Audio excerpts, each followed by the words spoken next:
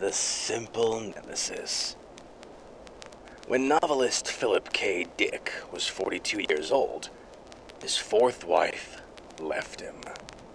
Lonely and devastated, he opened his home to whoever wanted to stay there.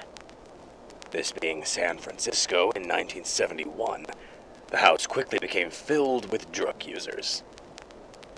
Dick himself was heavily abusing amphetamines, eating pills by the literal handful, and forgoing sleep for days.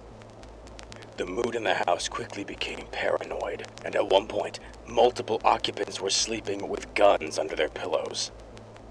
The house was broken into, and Dick suspected government involvement, thinking he had gotten too close to some kind of secret in one of his novels. He moved away shortly after. But his time at the house hadn't been all paranoia and firearms.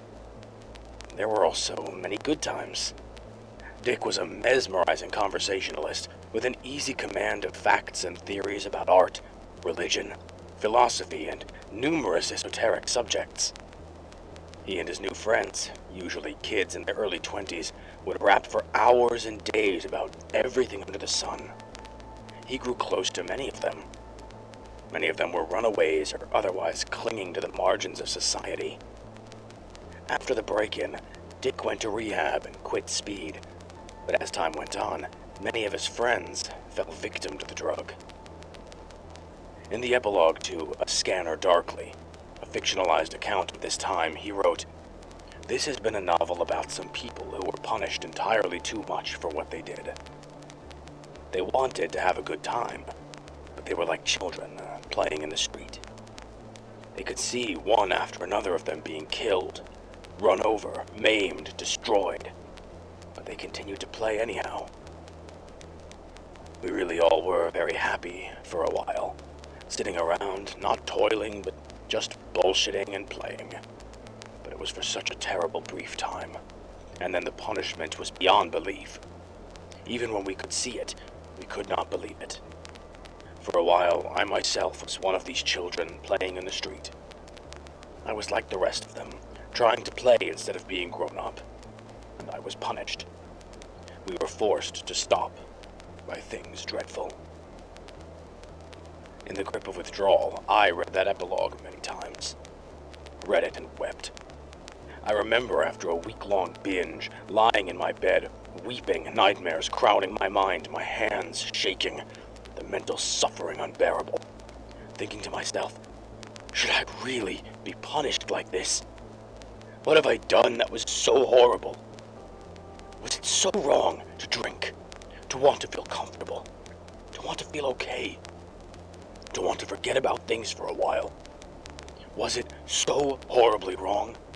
Such a crime that I should go through this mind-crucifying torment? But it wasn't really a matter of right and wrong. It was simply a matter of cause and effect. My brain had adapted to the inhibitory effects of alcohol, and once the alcohol had been removed, it had entered a state of hyperactivity. The adaptation had become a maladaptation. That was all.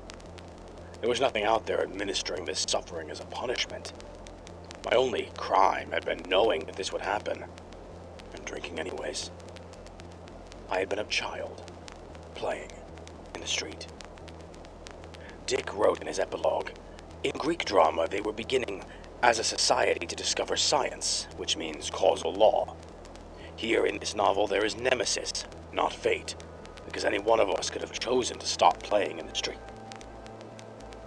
There was no magical fate causing my suffering, just the impersonal cruelty of causal law.